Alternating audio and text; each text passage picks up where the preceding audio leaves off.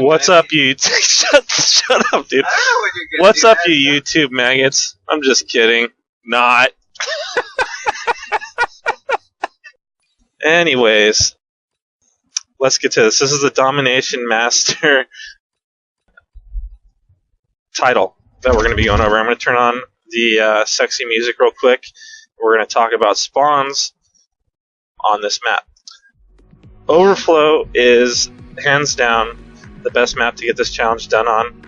If you look at this diagram, the green spots are the anchor spots, and this is what's going to control where your team spawns. You need to have a guy on each one of these green spots, and that's going to make your teammates spawn by the fountain and in the alleyway.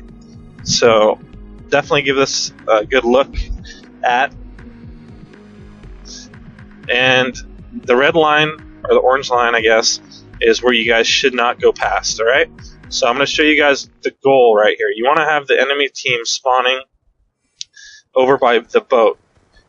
There's two spawns that you saw in the other diagram, and that's kind of where you want to keep them spawning the whole game, because they're going to be the farthest away from A, B, and C if you get them to spawn over here. And I'm going to show you guys where you need to put your 6 teammates in order to accomplish the goal that you guys are looking at right now. Okay, so let's go back over the map diagram real quick. Now, I cannot stress enough to not go past those lines that you see on this diagram. If you do, you're going to flip spawns, even if your anchors are in their spots. If your teammates push too far into their spawns, they'll start spawning behind you guys, and then it's just going to ruin the whole goal of this video. So I highly suggest taking your 6 teammates and just going over, if you're the only one that's going to watch this video, go into a private lobby and go over everything that I'm telling you with the teammates that you're going to be playing with.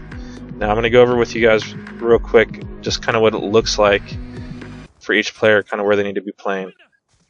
So this is right above B, and this, like in the video or the diagram that I showed you guys, this is an anchor position. This is going to keep guys spawning over by fountain and in the alleyway.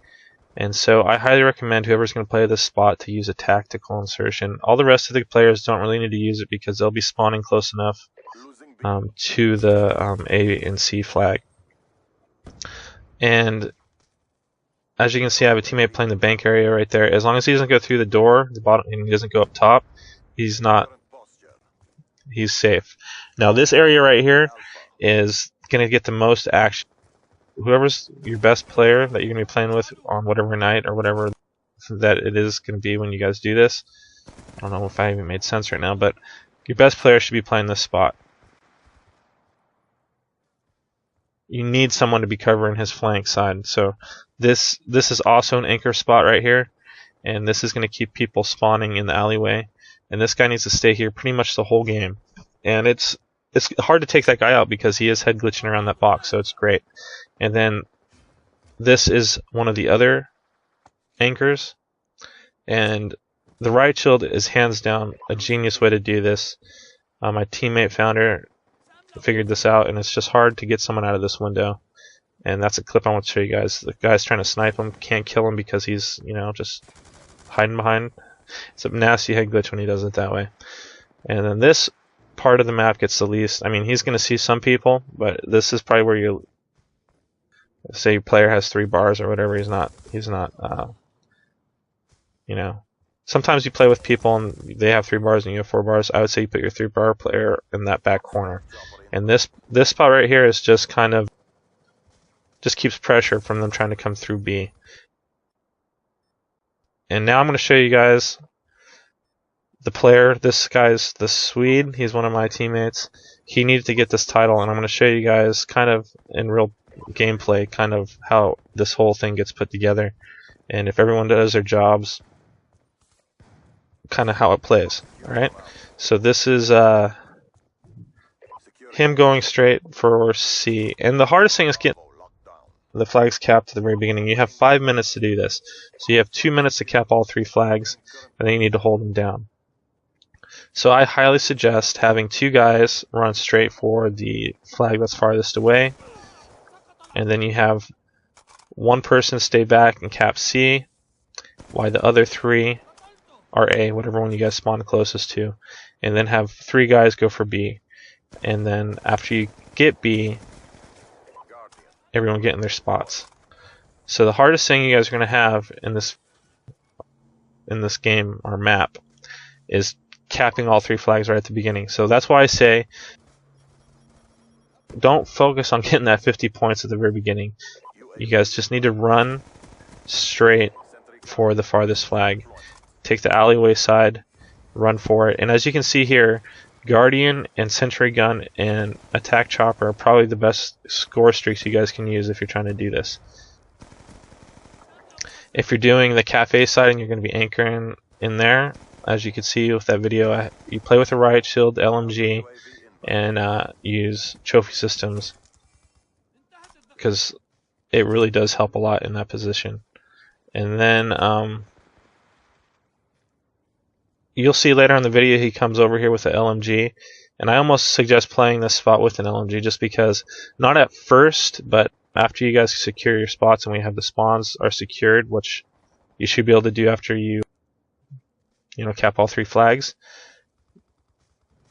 you switch to an LMG class. Start off with a SMG, something that you can run really quick so you can get over to C, and then from there switch over after you guys have the spots secured. But as you can see, this is a nasty head glitch, and that's what makes this map super easy to do this on, because the enemy team is at such a disadvantage if you can get them to spawn on this back corner of the map, just because they have a farther distance to travel to get to the flags, plus they have to try to get you out of a head glitch, and that's just ridiculous. If the enemy team uses smoke or whatever, I would just suggest having a class with the thermal sight or whatever it's called. I never use it, but that's pretty much their only hope is using smoke. None of the enemies on this game were doing that, so it made it a little easier than normal. We're very consistent on this map. Even if you're not trying to get the triple cap, this is just a good rule of thumb if you guys are going to be playing Domination on this particular map, because you can lock this map down, and getting score streaks are very, very easy. The high ones are not that hard to get when you do it this way, just because there's not a lot they can do once they're stuck back there. And so I hope you guys like this video. Hopefully you guys can get the title if you're going for it. I appreciate you guys watching. Thanks a lot.